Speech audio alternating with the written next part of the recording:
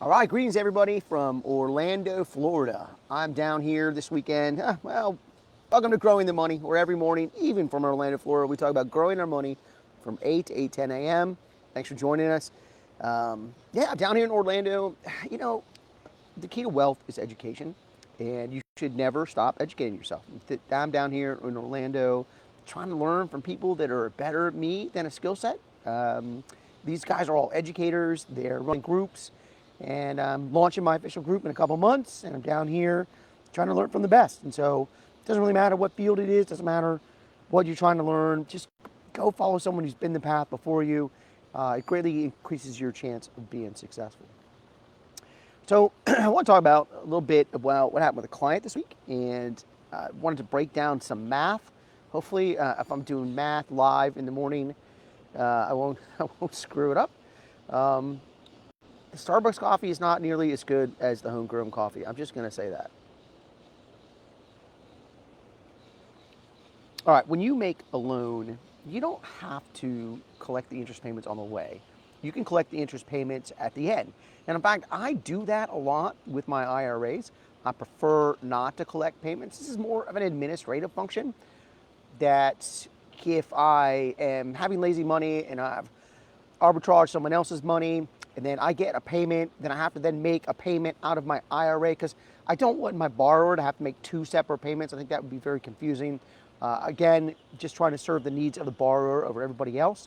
And as a guy who was flipping homes and doing burrs for a long time, can't imagine if I had to write two checks instead of one. I think I'd get annoyed pretty quick. So when you're doing it inside an IRA, it's pretty tough administratively. Maybe one loan, maybe two loans. But if you're doing a significant amount of loans, I think you'll find that it becomes an administrative nightmare. So I don't. But let's be clear. When you don't collect the money, you're doing two different things. Number one, you're increasing the risk. If someone owes you extra money in the deal and they haven't paid you along the way and something goes wrong, you have less of a chance to collect that money. And so it's riskier for sure not to collect the money along the way. Another thing that I think people overlook is that the compounding effect. When you take money in on a monthly basis, and so let's say I have a $100,000 loan and I'm lending that money out at 10% or whatever it is, and it goes on for a year, then I'm collecting $10,000 during that year. If I reinvest that money along the way, then I'm making interest on the interest payments, and therefore my compounding effect is greater. And so, when you don't collect, you lose a little bit of the yield of the compound. So all these things are things that you'll make as a choice as our lender. But what I wanted to point out today, along that mindset of let's pay attention to those little numbers inside a loan, I have one of my clients who ran into a competitive problem. All right, and so what was happening was he was in a market, still in the market, and someone came in and they lowered their rates. And he was really concerned about it. He said, hey, I think they're going to come in, they're going to steal some business. So the first thing I said was, hey, you need to get your hands on a copy of the note. You need to read, just because someone says it's, 12% and APR and 3 points, doesn't mean that's exactly what it is. And sometimes by playing with numbers, you can increase your yield. That is, the borrower can increase that, the lender can increase that yield, and maybe that's the kind of thing that's going on. And sure enough, when we looked at the note, that's exactly what was going on. And so let me explain what I mean by that. Okay, this is where I'm going to have to do the math live and hope I don't screw it up. So if you, let's say someone wants to borrow $120,000. And you're going to lend them that money at 12% and 3 points. And we're going to take a look at that over the course of 1 year. I know a lot of times we do it in 6 months, but I'm doing math live, so that's hard enough. Okay, so let's talk about the pay, and this is what the strategy of this new lender was. What they wanted was they wanted all the points up front, and they wanted the points up front, and they wanted them to prepay the interest for the term of the loan. And that's really significant. And let's kind of run some numbers and see what that really looks like. And by making the manner and the timing for which you collect your money can really impact your overall yield. Let's just talk about it. All right. So if I'm lending someone money at 12% and 3 points for 1 year, that note gets me 15% yield on that number. Return on investment the entire year, yield and ROI in this case are the same. So they get their total return on invested is 15%. That makes sense. 12% APR plus your 3 points, 12 months, they make 15%. But if they collect the money up front, it really changes the internal rate of return of that lender, right? So if we say, okay, we're going to collect the payments up front. So it's 12 months at 12%. So the interest is 14,400, and then the points are 3 points on the 120,000. So now they're paying, that's 3,600. So they're paying a total of $18,000.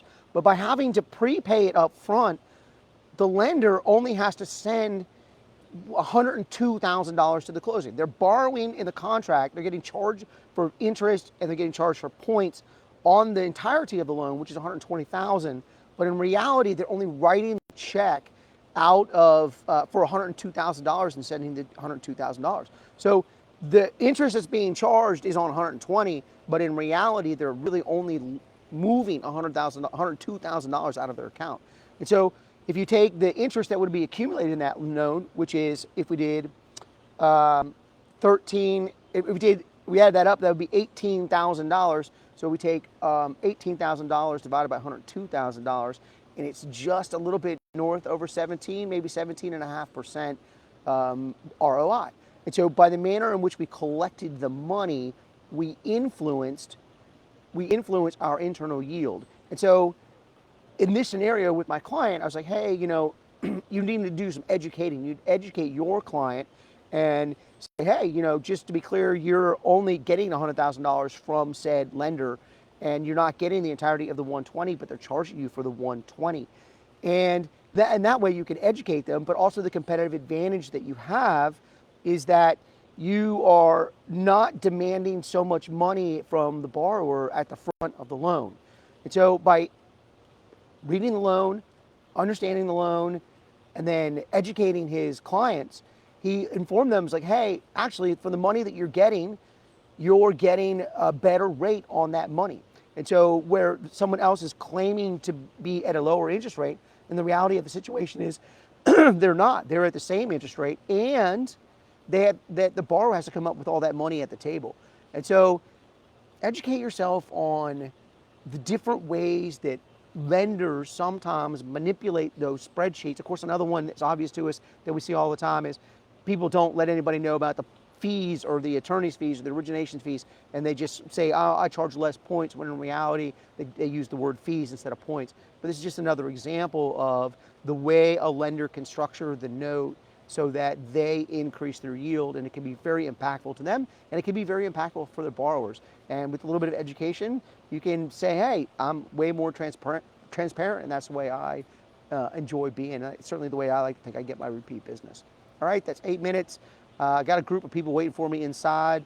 I'm going to go get my education on, and if you're interested in learning more about notes or more about lending, just check me out at richlendon.com and download that Smarter Wealth Blueprint. I think you'll find all the information you need. All right, everybody have a great day, and I'll probably be in the same place tomorrow. All right, have a good one.